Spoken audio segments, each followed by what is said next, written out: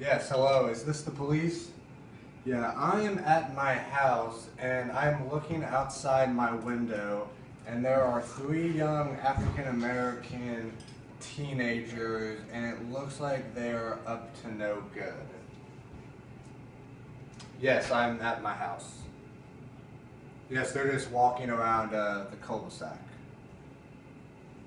Yes, they look like they're up to no good. I'd like some police just to like kind of get them out. I'm kind of getting nervous. I have a wife and kids to worry about. Okay. Okay. Okay. Thank you. The scene that I have just showed to you is a common problem that many African American boys and teens run into. Even if they live in the neighborhood, white people will be they would be skeptical that they actually live there and are just walking around the neighborhood. And this happens because of how African American teens are broadcasted on TV and social media. That if you're an African American teen and if you have like dreadlocks and you sagging and you're in a nice neighborhood, white people automatically think that you're in the wrong place. Why are you here? You're just up to no good. And actually, this happened in my neighborhood when I was about 10. It was about 11:30 at night, and I woke up and my mom was on the phone with the police, and she was talking about how there had been some young African American males in our neighborhood who, even though they weren't doing anything, she just believed that they shouldn't have been there at that time.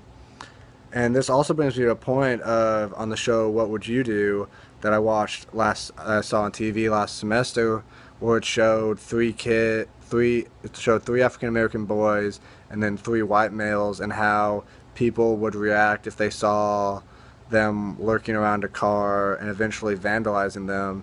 And the result of this was that many people were less likely to call the cops if they saw the white males lurking around the car because they believed that that was their car. But with the African American boys, they got like twice as many calls on to the police saying that they were up to no good and they were going to break into a car. So this just shows how even how they look influences what people think of them. Even if they look nice, people are still more inclined to call the police.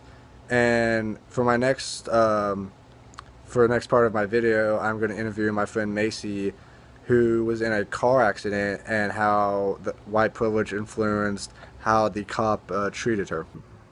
So how did the cop treat you when he arrived at the scene of your accident? He seemed very concerned and he wanted to help me as much as he could.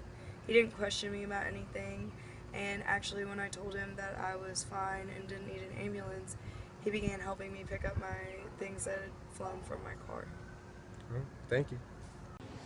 It is also noteworthy to say that after Macy's accident, the cop did not question her about being under the influence of everything.